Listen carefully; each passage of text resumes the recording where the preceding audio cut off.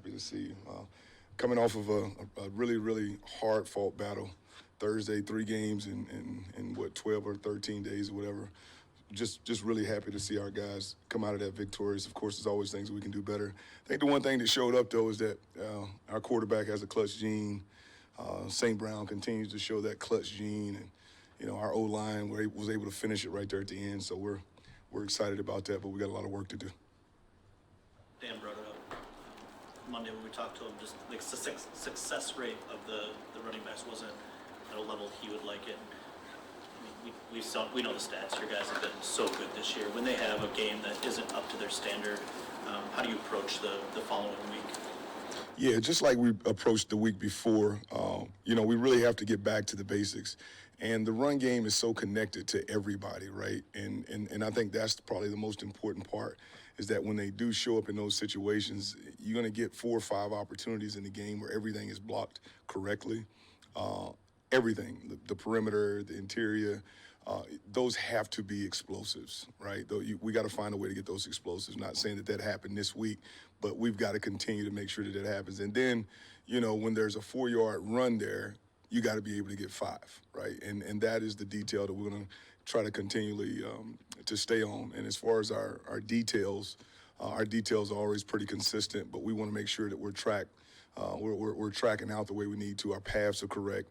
It marries the things that we're doing in other situations, so there's no tails in everything that we do. So we'll put a fine eye on everything that we did, but we'll continue to work communication from the backfield to the front, from the front to the backfield to the perimeter. I think that'll get taken care of. And it is a standard. Let's just say this. A lot of people would say, man, you guys got 100 yards, good. Well, good is the enemy of great, as you know, and around here our standard is great.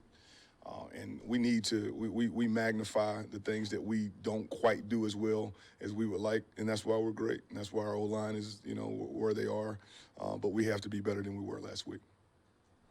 Final 4th down play when Jared tripped. Can you just explain the degree of difficulty for both Jared and David finishing that play after he starts to fall in? I cannot explain the level of difficulty.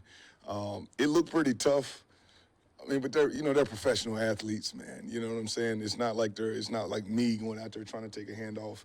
I will say the level of concentration, if you watch Jared's eyes as he's looking at the handoff and David's eyes as he's looking at the mesh point, I think it was more discipline and just concentration on that detail. And to be able to do that in that moment, that's the difference in amateurs and professionals. The amateur would feel the moment as, oh my God, it's 4th and 1. I got to get this done. Whereas the true professional, it's another play for them. They're going to execute as well as they can. I really like the fact that even though he tripped, I mean, his eyes were great to the mesh. The mesh point was correct. David had to go down a little bit and get it, and then he was able to finish the run with his shoulder pass down. So I don't know about the level of difficulty, but I just know that was a professional play. Yeah, very professional. There were a handful of block attempts your guys had in that game where it seemed like the rusher was on Jared immediately. How difficult is that for a running back when the rusher comes through, particularly? I think some of those were maybe play action, and how do you think your guys handled the assignments? Yeah, I thought they did really well in that. We were pleased with having to come from the run action position, and they were already, really in the A gap and being able to squeeze that tight. That's something that we practice. We understand that. Jared also understands that we're going to do whatever we can do to peel that guy off of him without hitting him. That's one of the hardest details of it, is when you are shaving tight in run actions, whether you're in a draw action fake or a run action fake, is that when you are trying to cut tight back across the quarterback, you can't hit him at all. Can't hit a hand, can't hit an elbow because of ball security. So you have to be as detailed as you can, be as close and as tight as you can, and then still build momentum to be able to cross-body block these guys. You're not able to get great hands on them, and you're not really able to bring your post foot with you when you do it, so you just got to basically sell out. So sometimes you get ran over with those, but the biggest deal is that JG doesn't get hit. And then there's a couple other opportunities where, we had some leakage and our guys just stood in there and took, a couple of shots, which, that's what our position is. Our position, we have to protect the quarterback, we have to protect the football. So we're, it's a little bit easier when we are in the gun and we can see it. It's a true drop back situation. They do a great job of that. But now we're starting to get to the upper level of football where we can actually run action, protect us almost as well as we can in a drop back situation. So we think that they're doing a pretty good job there. I know there are a lot Strengths with the 1-2 punch you got. We talked about keeping each fresh each time they step on the field and also for the home stretch. But how important was this kind of mini bye weekend for those guys? Oh, it was important. It's always important, once you've played as many games as we've played, of course. We don't talk about that. That's not what we talk about in our building. What we talk about is the details and the fundamentals that go with winning football games and making sure that we're schematically sound. But the body is the body. And I think that anytime you can, now they have to do a good job of using it. The time doesn't work. It doesn't work if you just sitting around hanging out. You got to do prehab and rehab during that time. So I think it's critical that they get in and be able to take care of their bodies. Coach does a good job throughout the year of making sure that the coaches don't overcoach and we don't physically put them in situations to where they're not their best on game day. So he's all over the top of that, and our strength and conditioning program is all over the top of it. But these 3 days were critical. Yeah. This could possibly be a Super Bowl matchup, just how good these teams have been. But playing this division, it seemed like week by week it's been big matchup after big matchup. How much has that prepared you guys for, a matchup like this where on the outside it might look big, but within you guys, how have those guys prepared you for that? I think this whole season, and I think, Dan from training camp has prepared this team to be inside of the building and to be on the grass and not to play out there on the outskirts. We don't do that. We know that there's narratives that can move and drive you in different ways, but this is a football game. This is against a great opponent, no different than we had last week. A big-time football game against a great opponent. Challenges are different. Of course, teams are different.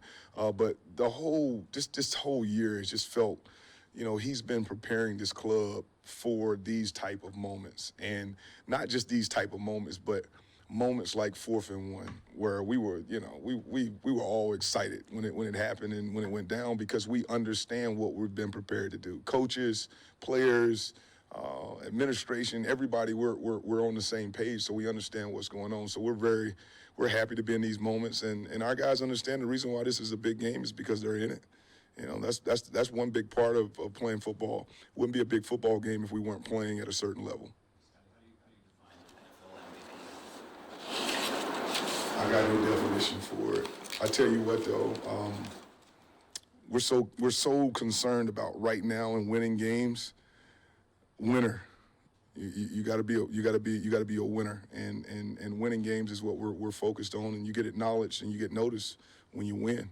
So I've seen it all different type of ways. So I don't really know if there's a definition because it has looked different for different people in different times. Statistically, it's been the same for some people, and some people's statistics have not been the same, and they've gotten it. So right now, as a team, we're just concentrating on the Bills and trying to figure out a way to beat these guys. Two quarterbacks who could be in the MVP mix. I guess that's why I bring it up. And, they both won a lot, obviously. How much do you think a good performance will be in this week will sway voters competitive? I mean, I'm sure it'll sway some people. I think that the most important thing is that a good performance will end up probably with the W. And that probably will have the biggest sway of anybody right there. Yep. Great question. Scottie, these are two offenses putting up 30-plus points a game. They'll never be on the field at the same time against each other. But can a great offense put pressure on another great offense in a way in a game like this? It happens every week, right? Offenses put pressure on offenses and defenses put pressure on defenses. It really is when you look at the totality of everything we do. And then there's the factor, probably one of the more important factors that people don't talk about is the special teams, which puts pressure on both, right? Average start and field position, those type of things gives one group or another a little bit of a slight advantage. And absolutely, you do feel the stress. There's no doubt when you are in scoring situations, you can even see it show up. Maybe not with us as much, but you can see it show up across the league in the decision-making late in games, 2-minute drills, how the clock is being used, how everything is being worked at certain times. Yeah. I'm curious, when you're looking at and scheming around tape this week, we all saw what the Bills did on Sunday, and maybe it wasn't their best defensive showing in a tough loss, but how much do you lean on what you're seeing more recently versus maybe successes earlier in the season? I think it is totality, like you said before. Sometimes one games can be an outlier. Sometimes, what you have to do is look at the meat of what they've done, and they've been pretty daggum good, right? And they can put pressure on you in different ways. They're tremendous in their front. Their 3 technique is 91 is just, it is what it is. He is special. The nickel position puts a lot of pressure on. Number 7 is another great player that's out there. So we do look at what's happening recently, but when we're looking at this thing, you know, we're looking at a whole body, a year of work. So, and if it was as easy as us watching 1 or 2 games, you could say, okay, we could do this or we do that. These guys are great coaches. They've been coached well. Coach has done a good job. It's his defense. So we know that we have our hands full and we'll be prepared. 2 more, please. Dan Campbell's leadership. What story or observation do you have that you could share that shows what kind of leader he is for this staff, this organization?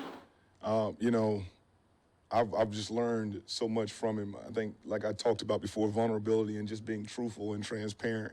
You know, I never wanted to go harder for a coach. And when he came in after a tough loss this year, you know, and immediately he said it was on him, and it wasn't. You know, in his mind it was, but on all of us, there were so many plays in the game that happened. Right then, you don't see leaders do those type of things in public situations. And I think at that point in time, you know, whatever anybody else on the outside felt, we knew what it was. We know what time it is. That is a leader that, you know, you want to be in the building with. Not only that, you want to be in any fight because you know what's going to happen when it comes down to it. He's going to stand up and do what he does every single day. Week 2, after Jameer had 7 catches for 22 yards, I kind of asked you about, you know, where he was growing as a receiver, and you said it was really important to get him the ball facing, you know, the defense. He's, you know, now close to matching his career total. He had the angle route. You're using him more on those flare screens. How are you seeing that development in that aspect of his game? Yeah, so that's what we get to see, right, in practice. A lot of times, you know, people don't get to see practice, but whether we're in our one-on-one drills or we're in our RVAs, which we call routes versus air, you can just see the development of him. His feet are getting tighter. He's got much better pad level. His change of direction with full speed routes has continued to grow. So now we do feel like there's things that we can do with him. And he really, you know, with the training camp, with everything else, he really had training camp in season with some things. He does have the natural ability to run the football and speed, but there are vision things also that you have to do in the run game. And then in the pass game, really is body control. You know, a lot of times at back, you're always in control until you can burst full speed. Well, at the receiver position, you're full speed, and then you have to get body control. So it's a little bit of a difference, and he's been able to grow that. The other thing that we really like about what he's been able to do is he's catching and throwing and catching a lot more of JG between periods, different things. Just, you know, that timing, because that was a pure timing route in the game with you know, just excellent execution by both of them there. Yeah. Jeff, how pleased are you with what you're seeing from Jack Campbell right now?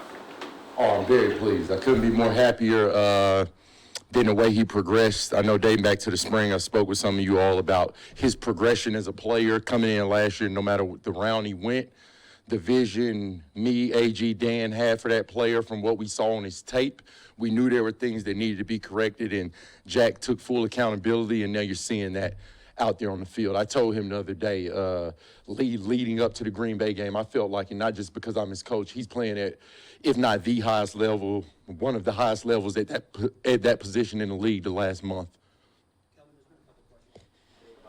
I'm just wondering from what you learned from Dan, Aaron, if the opportunity presented itself, your comfort level, if you got the opportunity in the future to be a defensive coordinator, do you feel ready to run your own defense?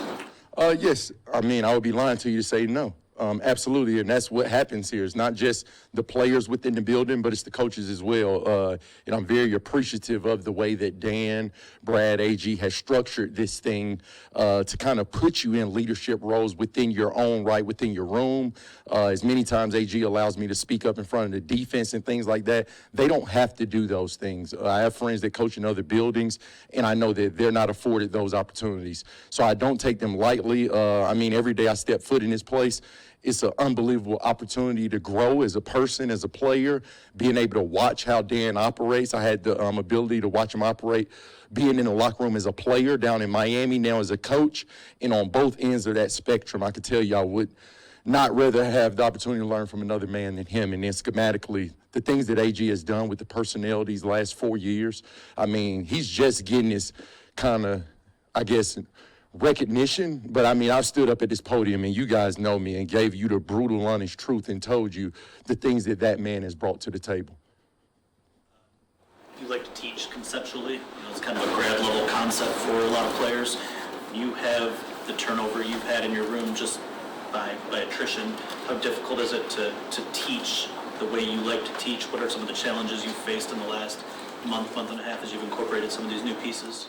And once again, it has been challenging. I'm not going to kid you. I'm not some damn rocket scientist or something like that. I'm a football coach.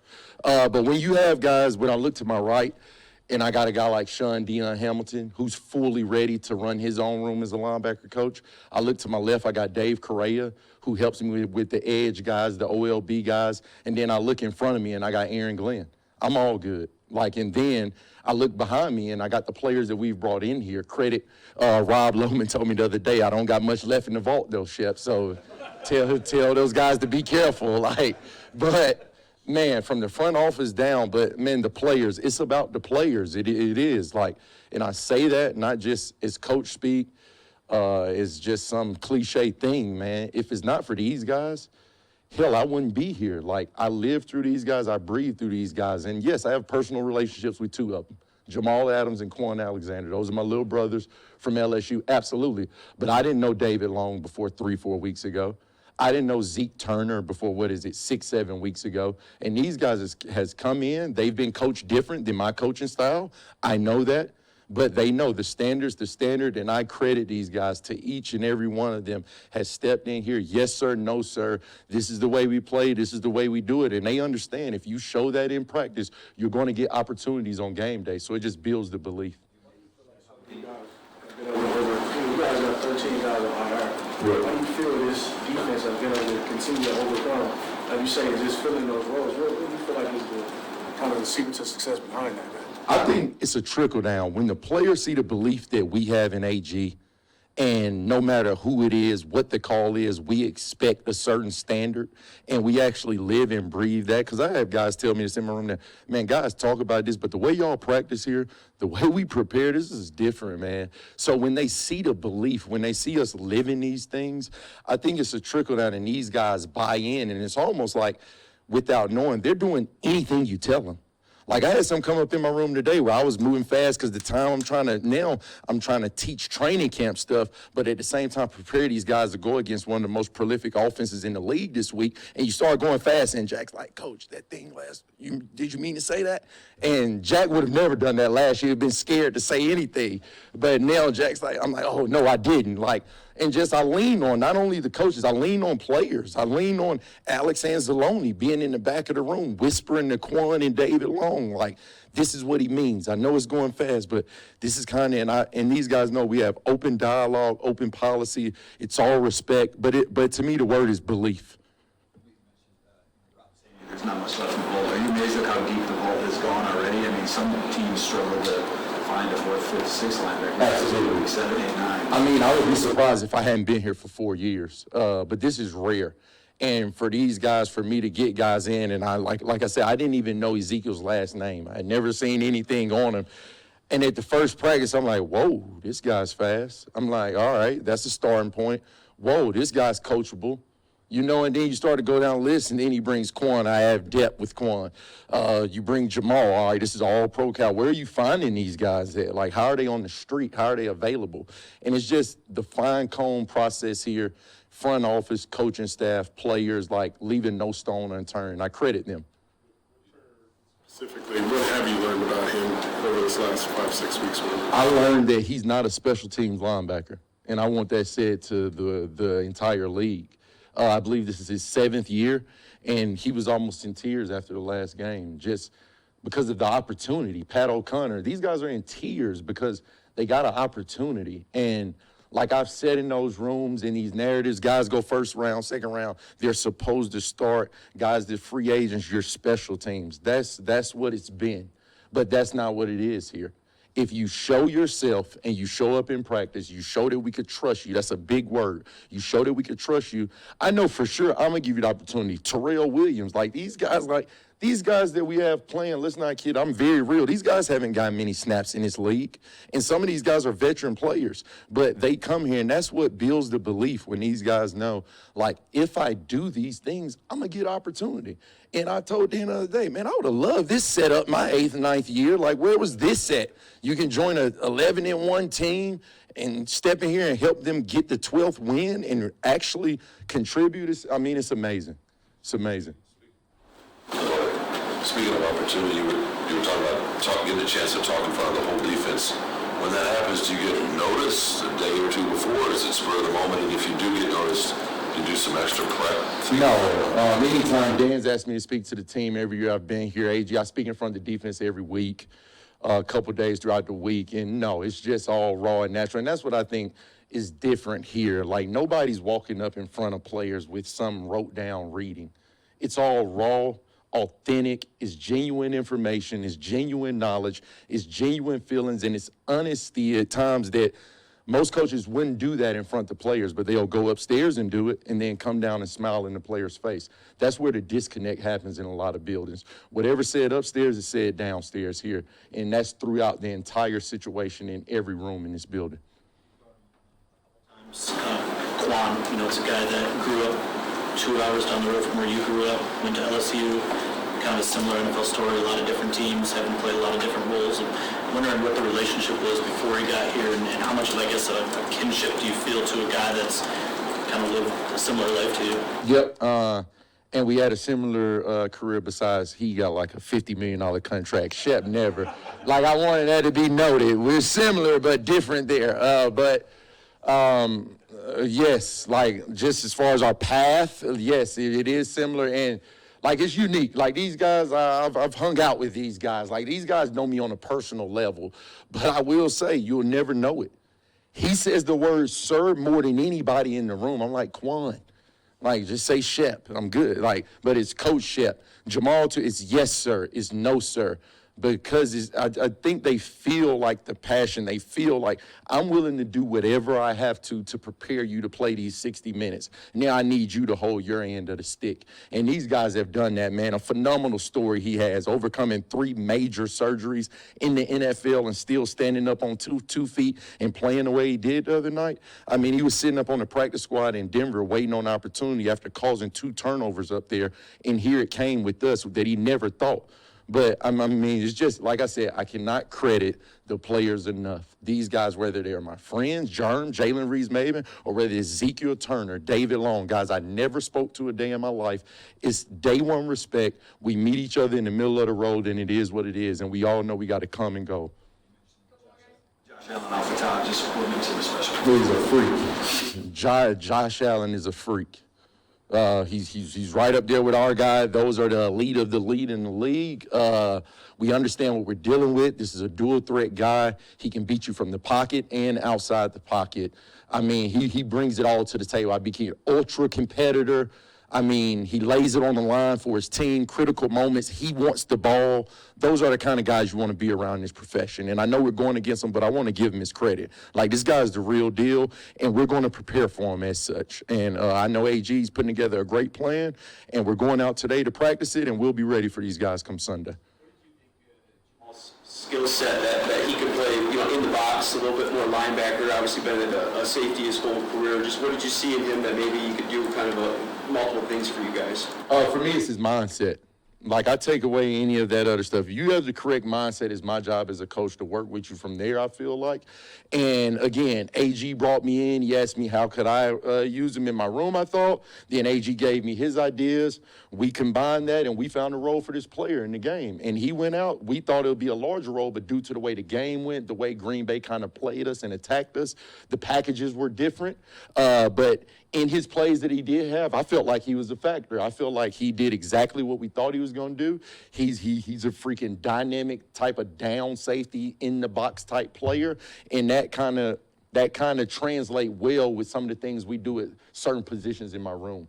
So I credit him because he said, I've never done this. The first day I told him, go hit the sled. He's like, huh? I'm like, go hit the sled. He's like, yes, sir. And it's that mentality. It's all about, in the game of football, you got to have trust, accountability, and a mentality. And from there, it's up to the coaching staff to prepare you to go play. How much do you value that collaborative process with AG in terms of finding out what guys do well?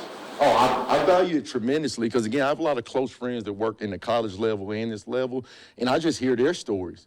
And I'm like, bro, it's not like that over here. Like, you can speak your mind over here. Like, they value your opinion over here. if you have something good, they're going to use it in the game plan over here. And they're like, what?